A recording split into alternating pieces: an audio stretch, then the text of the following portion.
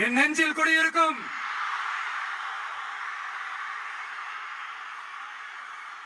புதுச்சேரி மக்கள் உங்கள் அனைவருக்கும் என்னுடைய வணக்கம். வணக்கம் வணக்கம். எல்லாரும் எப்படி இருக்கீங்க?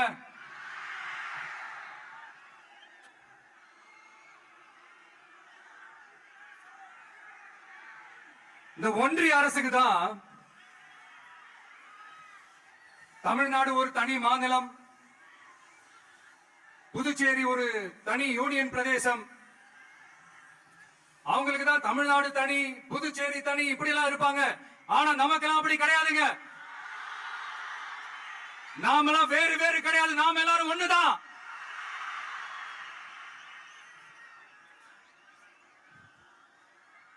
தமிழ்நாடும் புதுச்சேரியும் தனித்தனியாக இருந்தாலும் நாம் எல்லாரும் ஒண்ணுதான். நாம் எல்லாரும் சொந்தம் தான்.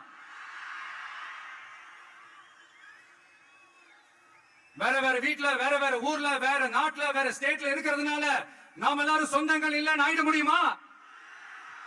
அது எப்படி முடியும்? இப்ப பாத்தீங்களா, ஒருத்தருக்கு ஒருத்தர் பாத்துக்கும் போது அந்த பாச உணர்வு அதுதாங்க. அது மட்டும்தான். அது இருந்துட்டாலே போதும், வேற எதுவுமே தேவையில்லை.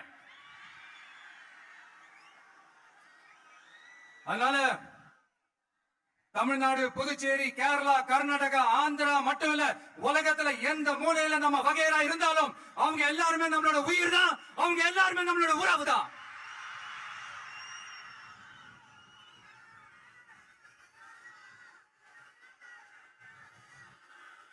புதுச்சேரினாலே உடனே ஞாபகத்துக்கு வருது மணக்குள விநாயகர்,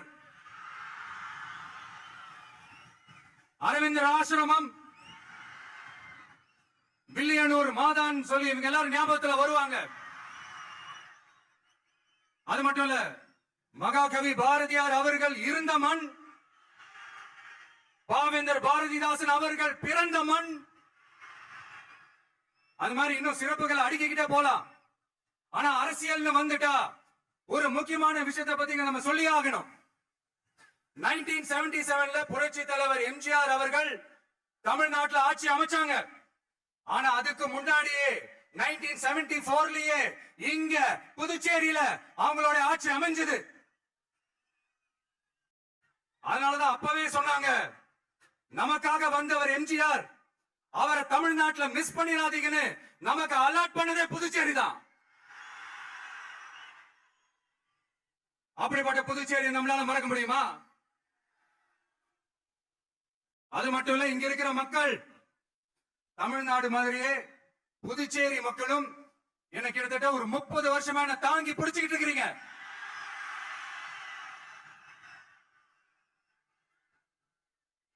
அதனால இந்த விஜய் தமிழ்நாட்டுக்கு மட்டும் தான் குரல் கொடுப்பான்னு நினைக்காதீங்க. அப்படி பண்ணாத தவறு புதுச்சேரி மக்களுக்கும் சேர்த்துதான் குரல் கொடுப்பான். அது என்னுடைய கடமையும் கூட. அதனாலதான் இங்க நீங்க ஃபேஸ் பண்ற பிரச்சனைகளை பத்தி இன்னைக்கு நான் பேசுறதுக்காக வந்திருக்கிறேன். அது மட்டும் இல்ல, இந்த புதுச்சேரி கவர்மெண்ட்டை பத்தி நம்ம சொல்லியே ஆகணும்.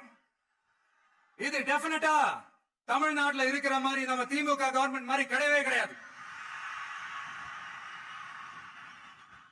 ஏன்னா வேற ஒரு அரசியல் கட்சி நடத்துற நிகழ்ச்சியாகவே இருந்தாலும் அந்த நிகழ்ச்சிக்கு தன்னிகழ்ச்சியா வர நம்ம மக்களுக்கு பாதுகாப்பு கொடுத்து பாரபட்சமே காட்டாம இந்த கவர்மெண்ட் நடந்துகிட்டு இருக்கிறாங்க.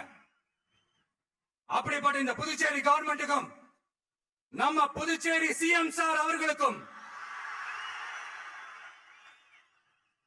இந்த நேரத்தில் என்னுடைய மனப்பூர்வமான நன்றிகளை தெரிவிச்சுக்கிறேன். இத பார்த்தாவது தமிழ்நாட்டில் இருக்கிற அந்த திமுக கவர்மெண்ட் கத்துக்கிட்டா நல்லா இருக்கும்.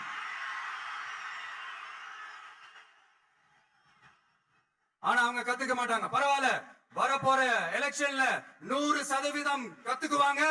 அத நம்ம மக்கள் பாத்துக்குவாங்க.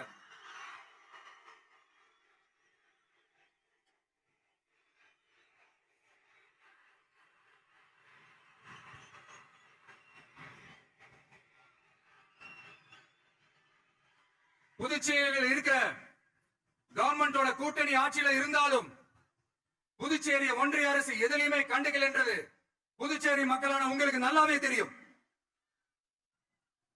மாநில அந்தஸ்து கோரிக்கையை மட்டுமா கண்டுக்கல, இங்க வளர்ச்சி ஏற்படவும் துணை நிக்கவே இல்லைன்னு கேள்விப்படுறோம். இந்த புதுச்சேரிக்கு இன்னும் மாநில அந்தஸ்து கொடுக்கல. மாநில அந்தஸ்து வேணும்னு கேட்டு பல முறை சட்டசபையில தீர்மானம் போட்டு ஒன்றிய அரசுக்கு அனுப்பி வச்சுக்கிட்டே இருக்கிறாங்க. இந்த வருஷம் கூட மார்ச் மாசம் 27ஆம் தேதி 2025 அன்னைக்கு ஒரு தீர்மானம் போட்டாங்க. அது மாநில அந்தஸ்து வேணும்னு கேட்டு ஒன்றிய அரசுக்கு அனுப்புற 16வது தீர்மானம். புதுச்சேரி காரைக்கால் பகுதிகளில் மூடப்பட்ட 5 மில்கள், பல்வேறு தொழிற்சாலைகளை மீண்டும் திறக்கிறதுக்கு இதுவரைக்கும் ஒரு துரும்ப கூட கிள்ளி போடல. பல்லாயிரக்கணக்கான இளைஞர்களோட வேலை வாய்ப்புக்காக எதையுமே செய்யல. இங்க ஒரு ஐடி கம்பெனி உருவாக்கணும்ன்றது எண்ணமே இல்ல. அதை பத்தி யார் பேசினாலும் அது அவங்க காதல விழவே விழல. இங்க ஒரு அமைச்சரை ஊழல் குற்றச்சாட்டுல பதவியை விட்டு தீக்கப்பட்டு அந்த இடத்துக்கு இன்னொருத்தரை நியமிச்சு 200 நாள் ஆச்சு. இன்னும் அவருக்கு ஒரு இலாக்காவே தரல. இந்த செயல் சிறுபான்மை மக்களை அவமானப்படுத்துறதுன்னு அந்த மக்களே சொல்றாங்க. புதுச்சேரியோட முக்கிய அங்கமாக இருக்கிற காரைக்கால், மாகே, ஏனாம் பகுதிகளில் எல்லாம் முன்னேற்றமே இல்லைன்னு அந்த பகுதி மக்கள் சொல்லிக்கிட்டே இருக்கிறாங்க. குறிப்பா காவிரியோட கடைமடை பகுதியான காரைக்காலை மொத்தமா கைவிட்ட மாதிரி தான் இருக்குது. இது எல்லாமே முன்னேற்றம் அடையணும். டூரிஸ்ட் பிளேஸ் ஆன புதுச்சேரியில போதுமான அளவு பார்க்கிங் வசதி இல்ல, போதுமான அளவு கழிப்பறை வசதி இல்ல. இதெல்லாமே மேம்படுத்தணும். புதுச்சேரி கடலூர் மார்க்கமான ரயில் திட்டம் வேணும்ங்கிறது நீண்ட கால கோரிக்கை. புதுச்சேரி மக்களுக்கு ஒன்னே ஒண்ணு தான் சொல்லணும், இந்த திமுகவை நம்பாதீங்க. அவங்களுக்கு உங்களை நம்ப வச்சு ஏமாத்துறது தான் அவங்க வேலையே. நான் சொன்ன பல கோரிக்கைகளை எல்லாம் தீர்த்து வைக்கிறதுக்கு நம்ம புதுச்சேரி கவர்மெண்ட்டுக்கும் அதோட மக்கள் திட்டங்களுக்கும் ரொம்ப அக்கறையா உண்மையா துணை நிக்கிறோம். தமிழ்நாட்டை ஒதுக்குற மாதிரி புதுச்சேரியும் ஒதுக்க கூடாதுன்னு நாங்க கேட்டுக்கிறோம். கிட்டத்தட்ட 20 லட்சம் பேர் வாழ்ற யூனியன் பிரதேசமான புதுச்சேரி மத்திய நிதி குழுவில் இடம்பெறவில்லை. அதனால் மாநிலங்களுக்கான நிதி பகிர்தல் அடிப்படையிலும் யூனியன் பிரதேசங்களுக்கான நிதி பகிர்தல் அடிப்படையிலும் புதுச்சேரிக்கு நிதி ஒதுக்கப்படுவதில்லை. அதனால ஒவ்வொரு ஆண்டும் புதுச்சேரிக்கு தோராயமாகவே மத்திய அரசு நிதியை விடுவிக்கிறது.